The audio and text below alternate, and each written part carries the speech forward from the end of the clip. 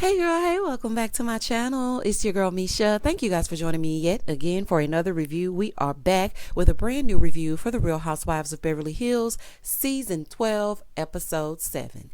If you are new here, then welcome. I give lighthearted reviews with a little bit of laughter and a little bit of shade and a whole lot of detail. If you're back for a second or third time, then welcome back. Please don't hesitate to like, comment, and subscribe to the channel. Share it with a friend if you get anything out of the content. Now, child, let's get into it if we're going to get into it. When the episode first opens up, Erikah, Crystal, and that other lady meet for a nightcap. So then Kyle and Sutton, they join. And I'm hoping that Diana is very uncomfortable and irritated that Sutton is in attendance.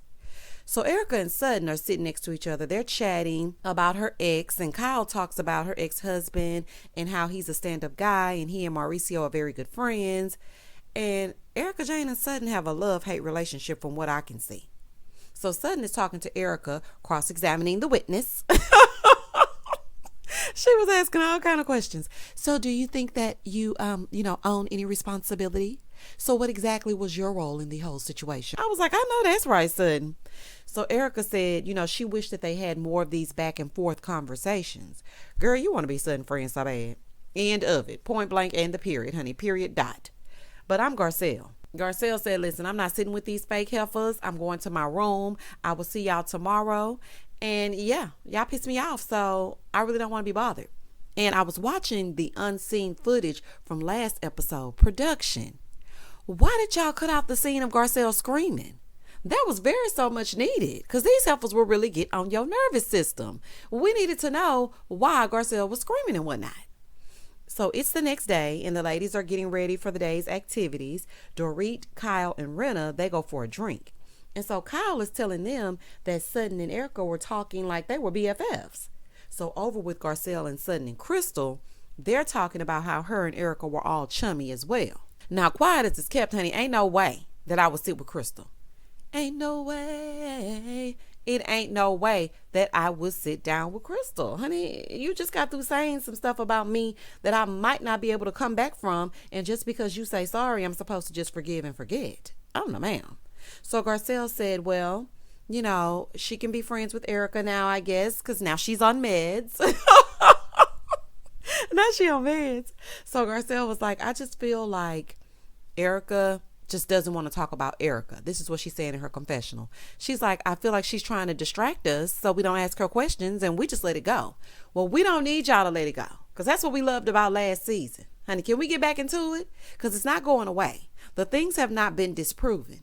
So I want to know exactly what I was doing moving forward. So Sutton is talking to Crystal and Garcelle, and she's like, I just need to understand why Erikah said she hated me. Ma'am, now you know dang on well why this lady said she hated you. So Garcelle made sure she understood, and Sutton is like, oh, okay, because I called her a liar. So Crystal said, well, you called me one too, and I'm not. She said, it's hurtful. So Sutton is like, well, I thought we moved past that. And Crystal said, yeah, we did. She said, okay. Well, then when we move forward, we don't go backward. Honey, you're not moving forward. Get it together, Crystal. Back over with Rina and the other heifers, she's like, do you guys think that maybe Crystal does these things because this is a coping mechanism for her? Like, do you think that's why she does it? And so Dorit is like, I think it's second nature to her, and I think it's because she got married so young. Girl, that ain't no excuse, honey. Getting married young don't have nothing to do with nothing. I'm just saying.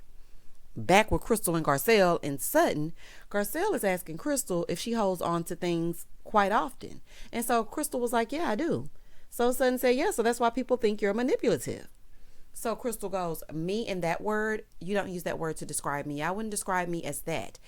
It's because I'm internally trying to resolve it. And then it just comes out when I least expect it. Okay. So you're staying true to the fact that Sutton said something dark. That's what I'm getting from this conversation. I'm just saying. So Garcelle is like, oh, okay, well, that makes sense. And so now we understand you a little bit more because it was coming off as you weaponizing what was happening. And she said, to us, it just feels manipulative, but that's just you processing. So they're trying to understand Crystal. And Crystal was like, yeah, I'm going to start speaking up more and, basically speaking my speech and not holding things inside. Okay, girl, now make sure when you speak up and speak your speech, honey, you're not saying something that could crumble a person's whole identity and livelihood. Okay, make sure that you're saying things that are actual and factual. In the next scene, Erikah is in the car and they're talking about how drunk she is on the way to the marina, right? How many times are you going to say you're drunk? You know what? I always question people when they're like, I'm so drunk. I'm drunk. Like, it just screams, I want attention. That's what it gives me. Like, when I go out with somebody and they continue to say, I'm drunk. Look at me. Look at me. Boo. You and your Tito's, hush. Okay? I don't want to hear nothing else about it. So Erikah was like, I'm on Xanax, alcohol, and some other pills. So they get on the boat, right? And the captain is trying to tell them where the life jackets are, and Erikah is falling all over. I'm so drunk. Okay, so what we're going to do here, okay, while you're listening to this review, is take a shot every time she says, I'm drunk. So the ladies are on the upper deck while Erikah is downstairs talking to herself, talking about, I used to have a boat. It was called the Les Scam Artist, or something she called it.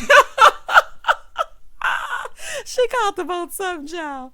Oh my goodness, man, pull yourself together. Get yourself together. Now may be the perfect time to ask questions about the case, because she's a litty. So let's find out. So Erikah's still downstairs talking to herself while they're upstairs saying how much they like this Erikah. Erikah is faking. Erikah is faking her behind off, and I'm not buying it. Erikah will do anything to deflect from the questions that these heifers have. Now that Sutton and Crystal are no longer fussing, they might turn their attention to Erikah, and she don't want that. So now she gonna pretend to be drunk all season. Girl, please. The truth ain't in you, honey. I ain't buying it. So then Erikah finally emerges, okay, after drinking this Coca-Cola that Kyle brought to her. She comes up to the upper deck because she wants to get something to eat. You know, gotta wash down the liquor and whatnot. So Erikah is asking Crystal, will she have a threesome with her and Garcelle?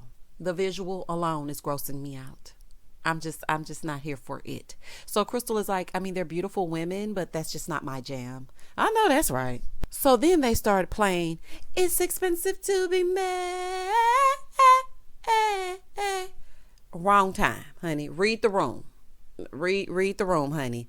Sutton is like, I'm not celebrating this song. You better not. Let me tell you something, Sutton. If I would have seen you dancing to that song, honey, I would have immediately canceled you. I'm just saying.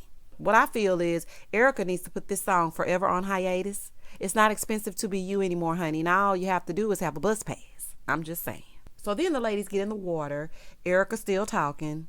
Oh, Lord. Oh, Erikah gonna talk. So Diana gets stung by a jellyfish. So Erikah said, she got stung by a jellyfish? Okay, leave me alone. I know that's right, child. My sentiments exactly. Leave me alone, honey. I wouldn't care who or what stung her. Quiet as it's kept. So everybody is asking about peeing on her and whatnot. So Erikah gonna say, Garcelle, go down and pee on that new girl. Not the new girl. But let me tell you something, Erikah. The joke is on you, because she would rather cut her foot off than to let Garcelle's pee ever touch her body. And that's that on that. So Erikah is laying there spread eagle, talking from under this hat. Erikah, close your legs to married men. Girl, close your legs up. Close them up, child. But okay, so they start doing this little montage of the heifers dancing and whatnot. The boat ride is boring. Okay, it's boring. It's giving act like you're having fun. It's giving action.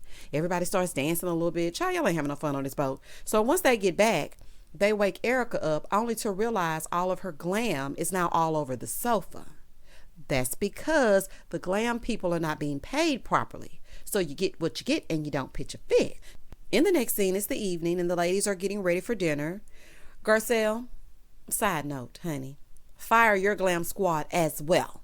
Okay, because that's what you were wearing last season. And the Hazamis too. It just, I really tried to hold out. I'm like, okay, maybe they're going to give Garcelle some zhuzh that we've never seen. Now, you're doing better in your confessionals. But this look that they put together for you, I can't do it, honey. Okay, I'm back. So Garcelle called Sutton to talk about Erikah being loose as a goose. Y'all believe that? Garcelle, you actually believed that Erikah was that drunk? Okay. I'm sure she'll be quite all right when she gets to dinner. And just like I said, Erikah comes down in her Shein outfit with her little razzle-dazzle shoes on, and she's fine. So they're having some cocktails before dinner. Everyone is getting along.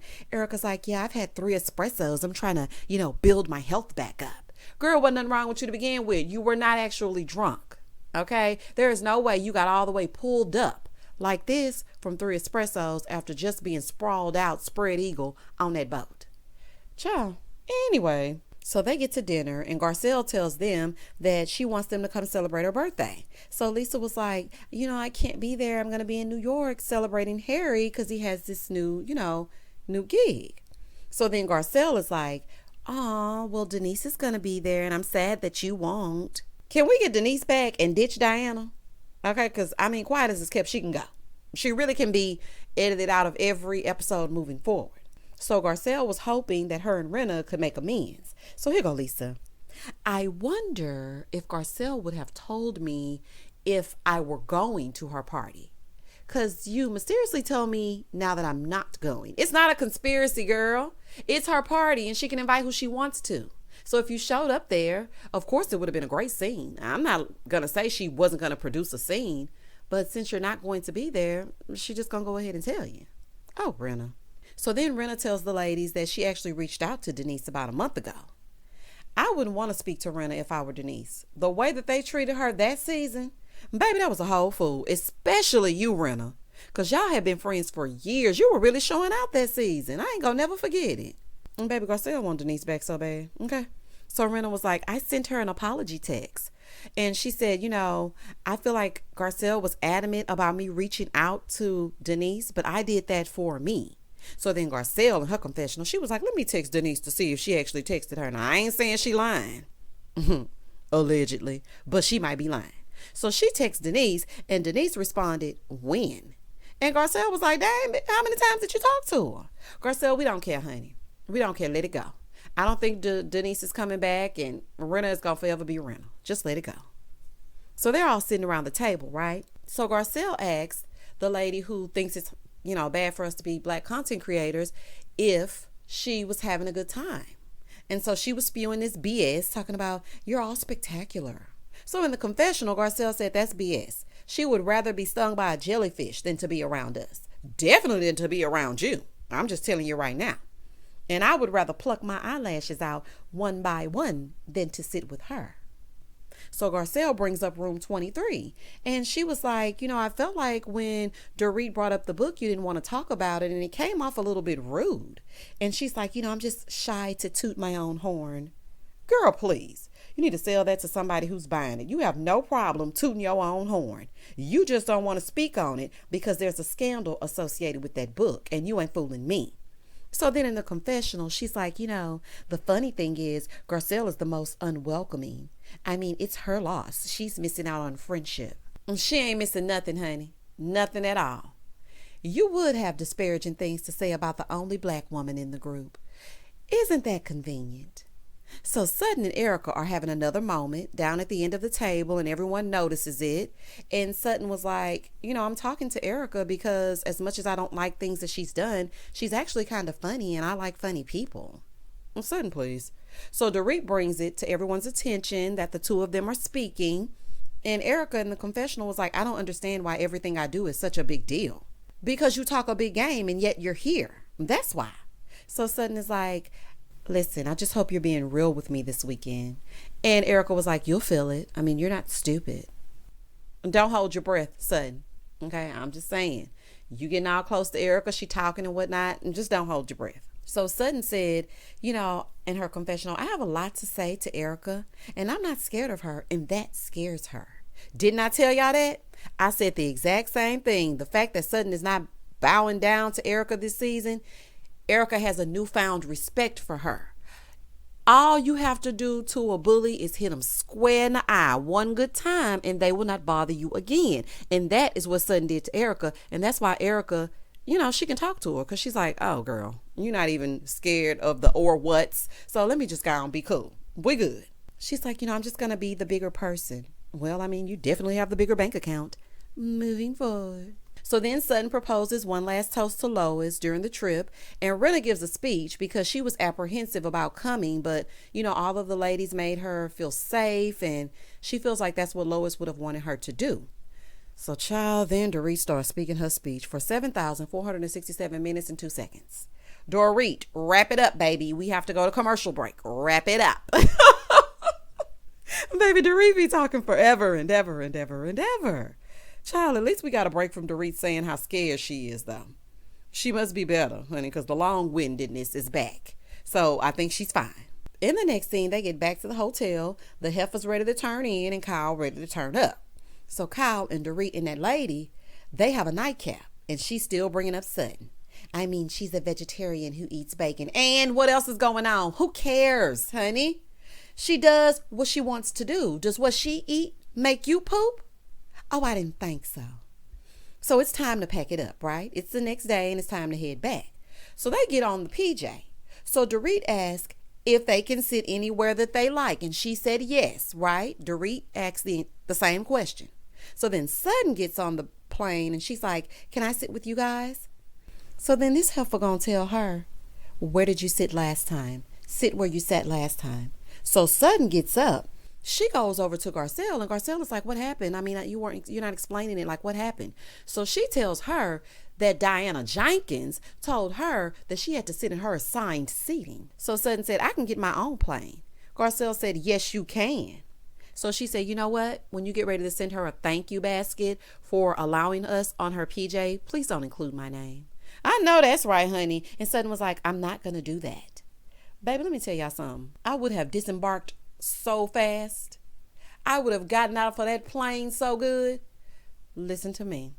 The one thing that I do remember from Salt Lake City before all hell broke loose is the fact that Whitney and what's the other, Heather, they made sure not to go back with them heifers when they pissed them off.